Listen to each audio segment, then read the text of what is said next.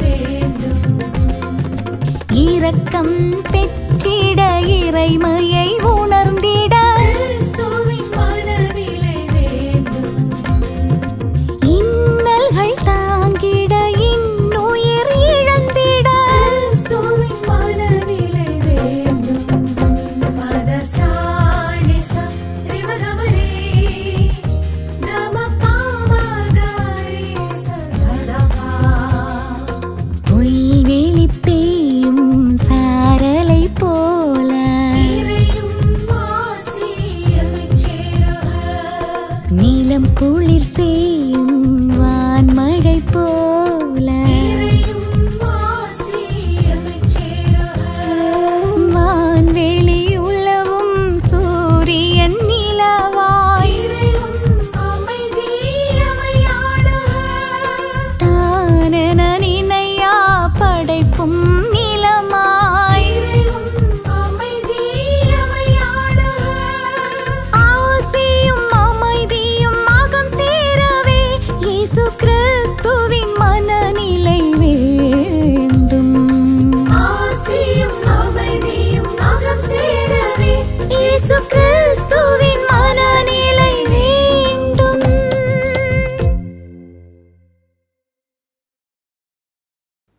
மத்தேயு எழுதிய நற்செய்தி அலகு 19 இறை சொற்றொடர்கள் 16 முதல் 22 முடிய.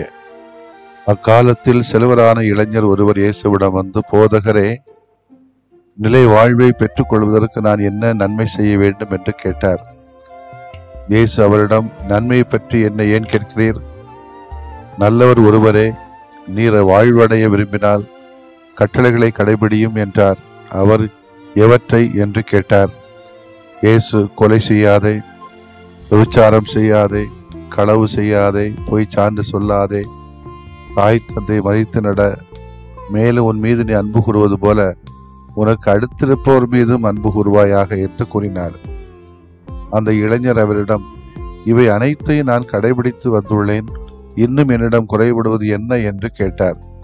அதற்கு இயேசு, நிறைவுள்ளவராக விரும்பினால் நீர் போய் உன் உடைமைகளை விற்று ஏழைகளுக்கு கொடும், அப்பொழுது விண்ணகத்தில் நீர் செல்வராய் இருப்பீர், பின்பு வந்து என்னை பின்பற்றும் என்றார்.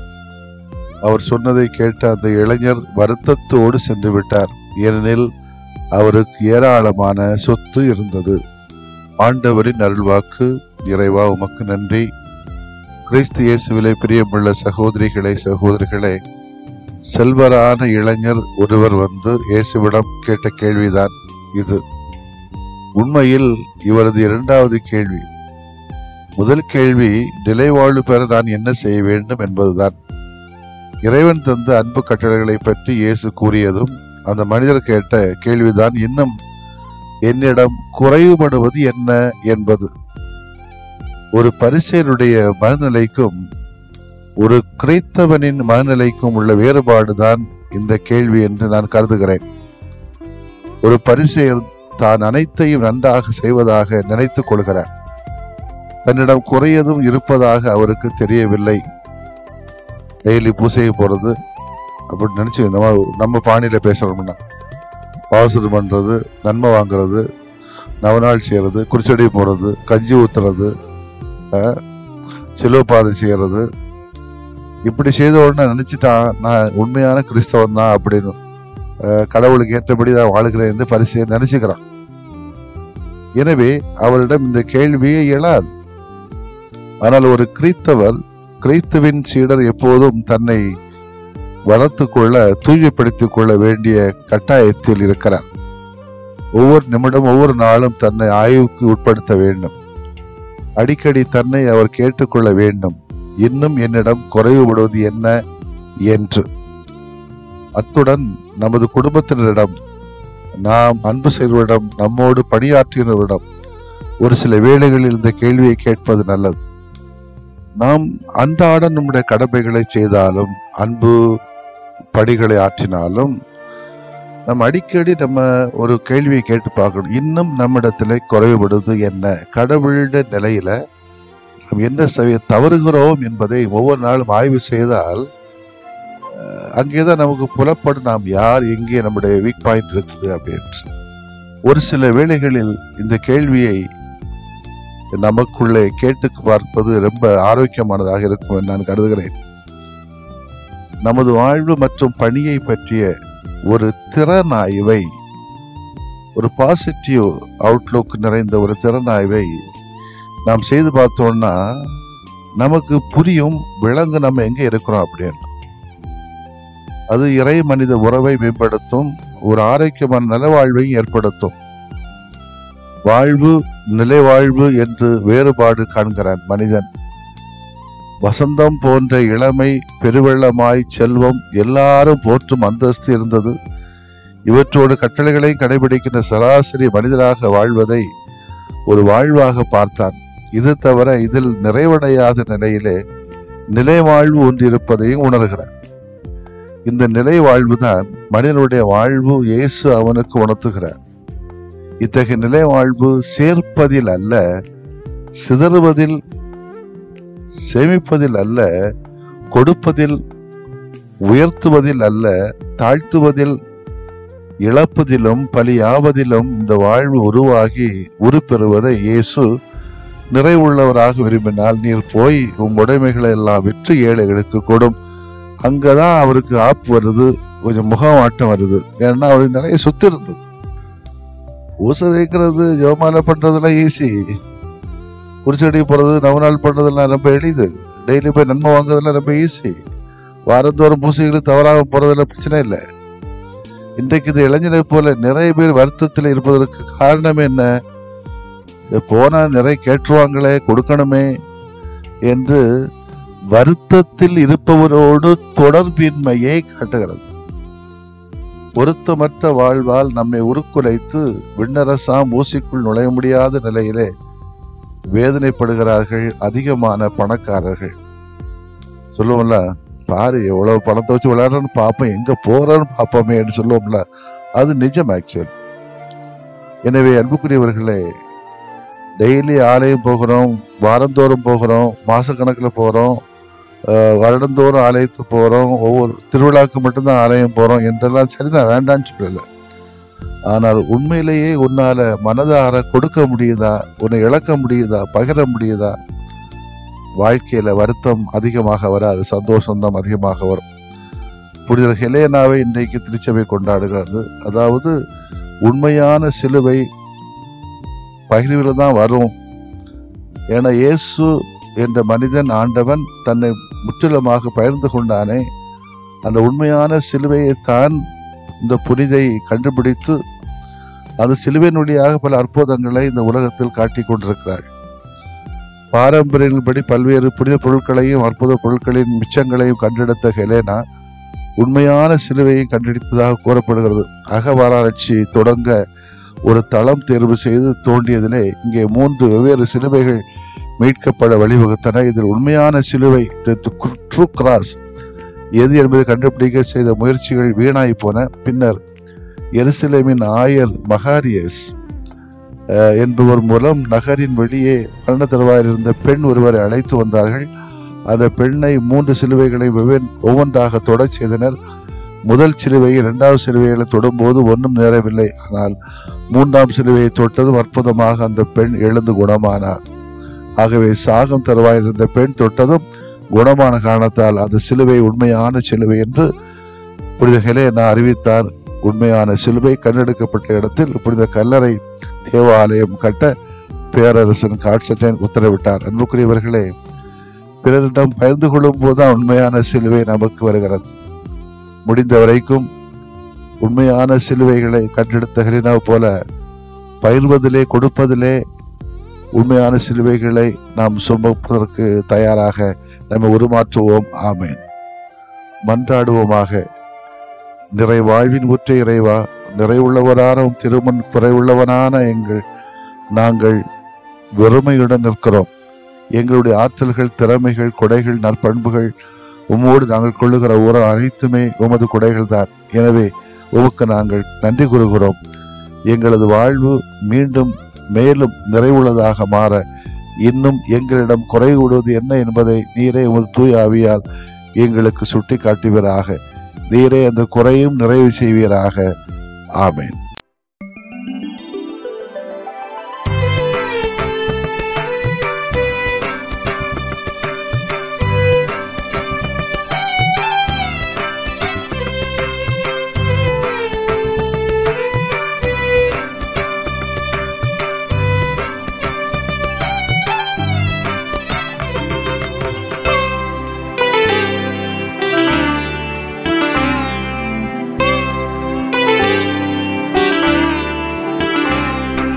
குணமாக்கும் என்னை குணமாக்குமே, குணமாக்கும் என்னை குணமாக்குமே.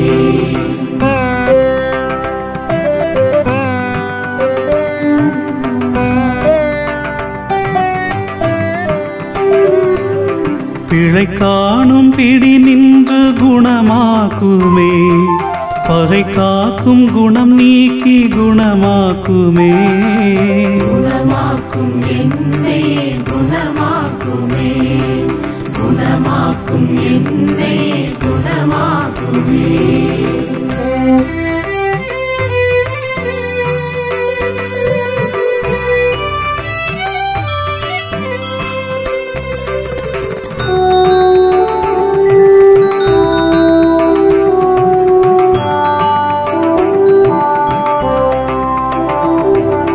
கடன் தொல்லை பிடி நின்று குணமாக்குமே, கடும் சொல்லின் குணம் நீக்கி குணமாக்குமே.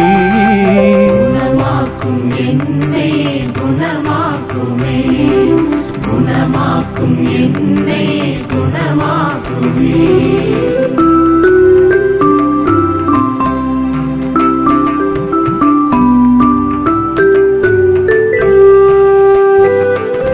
பால் நோயின் பிடி நின்று குணமாக்குமே, பய உணர்வின் குணம் நீக்கி குணமாக்குமே. குணமாக்கும் என்னை குணமாக்குமே, குணமாக்கும் என்னை குணமாக்குமே.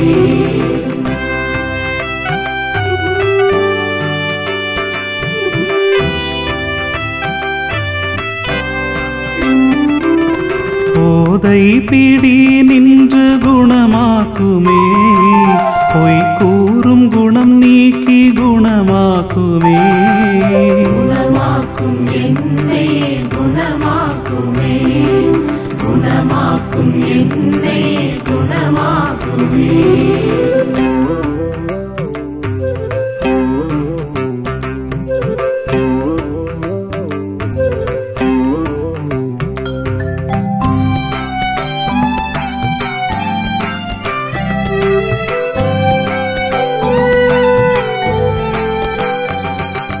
நான் என்னும் பிடி நின்று குணமாக்குமே, தான் மட்டும் குணம் நீக்கி குணமாக்குமே.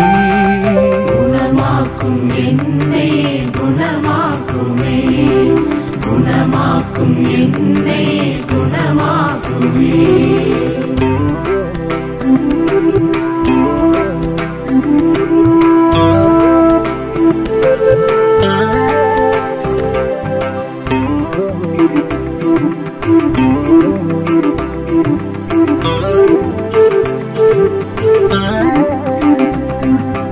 உடல் நோயின் பிடி நின்று குணமாக்குமே, உள நோயின் வலி நின்று குணமாக்குமே. குணமாக்கும் என்னை குணமாக்குமே, குணமாக்கும் என்னை குணமாக்குமே.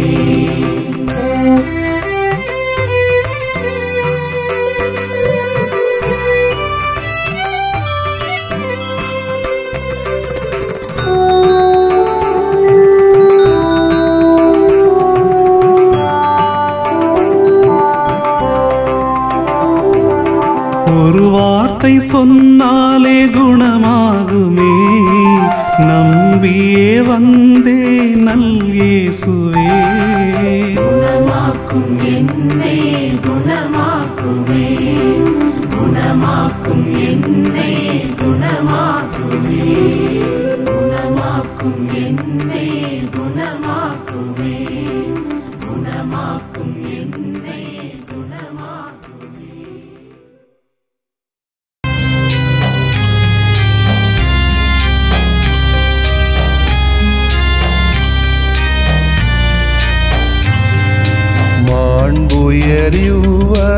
மாண்புயரிவருள்ளடையாளத்தை தாழ்ந்து பணிந்து ஆராதிப்போம்.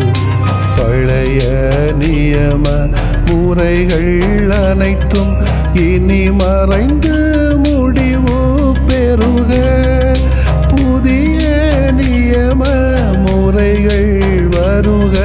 புலன்களாலே மனிதன் இதனை அறிய இயலா.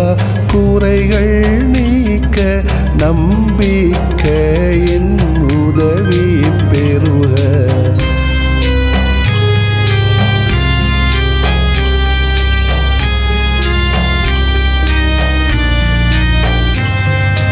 தந்தை அவர்க்கும் மகன் அவர்க்கும் புகழ்ச்சியோடு வெற்றியாக்கும். மீட்பின் பெருமை மாட்சிமையோடு வலிமை வாழ்த்து யாவுமாக இருவரிடமாய் வருகின்றவராம் தூய ஆவியானவர்க்கும்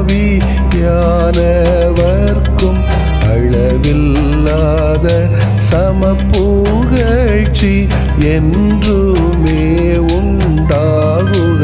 ஆமென். வானின்று அவர்களுக்கு அப்பமளித்தீரே,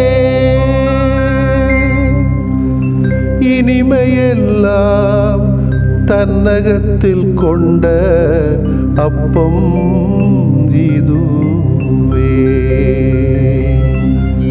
மன்றாடுவோமாக. இறைவா, இந்த வியப்புக்குரிய அருள்விடையாளத்திலே உம்முடைய பாடுகளின் நினைவு எங்களுக்கு விட்டு சென்றீ.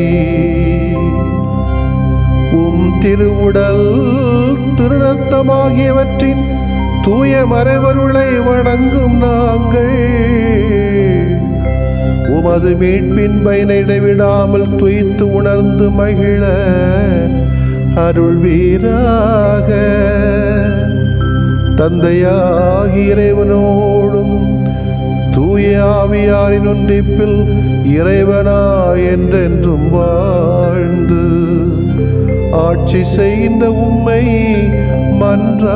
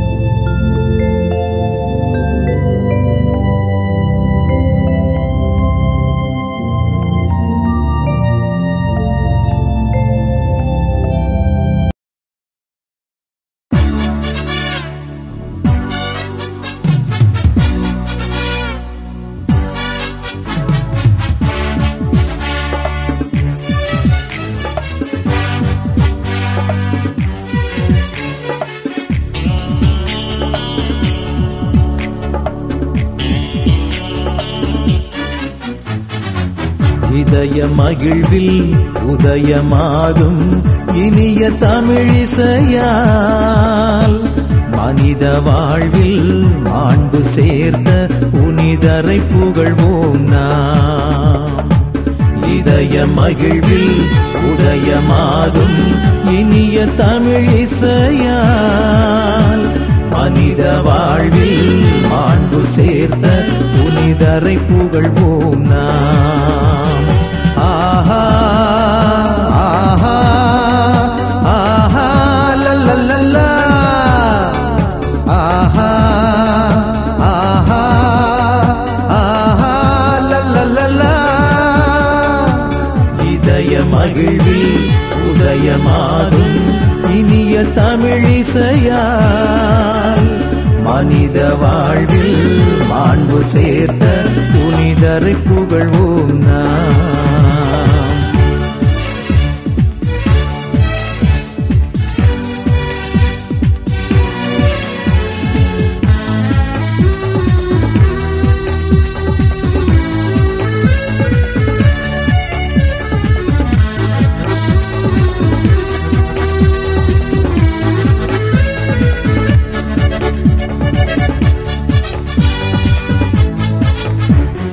புனித புனிதர்கள் மனிதர் மாதிரியாம், அவர் புவி வாழ்வு சரித்திர சாதனையாம்.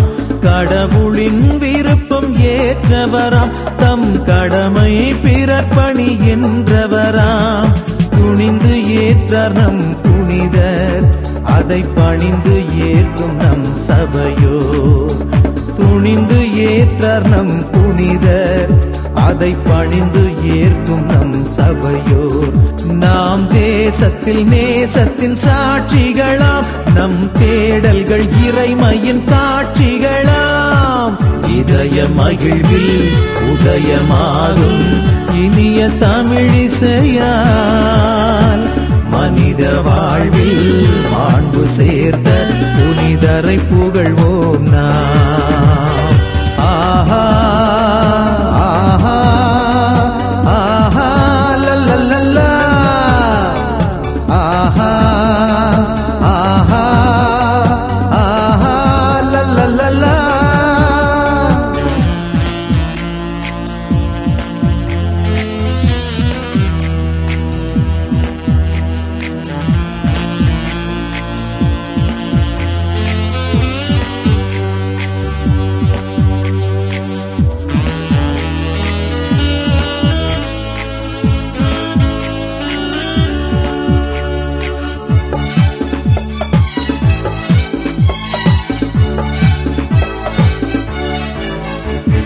தாய் போல் இதயம் தனில் கொண்டு நம்மை தயவாய் காக்கும் அன்பு புனிதர்.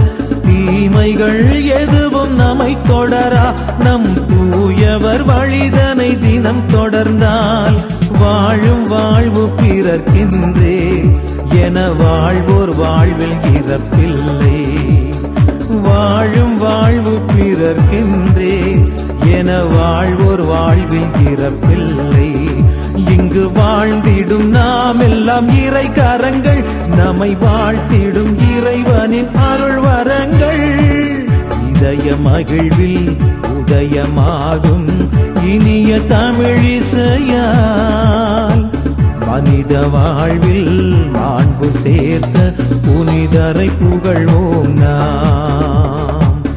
இதய மகிழ்வில் உதயமாகும் இனிய தமிழிசையால், மனித வாழ்வில் மாண்பு சேர்த்த புனிதரை புகழ்வோம் நாம். ஆஹா ஆஹா ஆஹா லல்லல்லா, ஆஹா ஆஹா ஆஹா லல்லல்லா. இதய மகிழ்வில் உதயமாகும் இனிய தமிழிசையால், மனித வாழ்வில் மாண்பு சேர்த்த புனிதரை புகழ்வோம் நாம். புனிதரை புகழ்வோம் நாம். நிலையான புகழுக்குரிய தூய இறை நன்மைக்கு எல்லா காலமும் தொழுகையும் புகழும் போற்றியும் ஆட்சிமையும்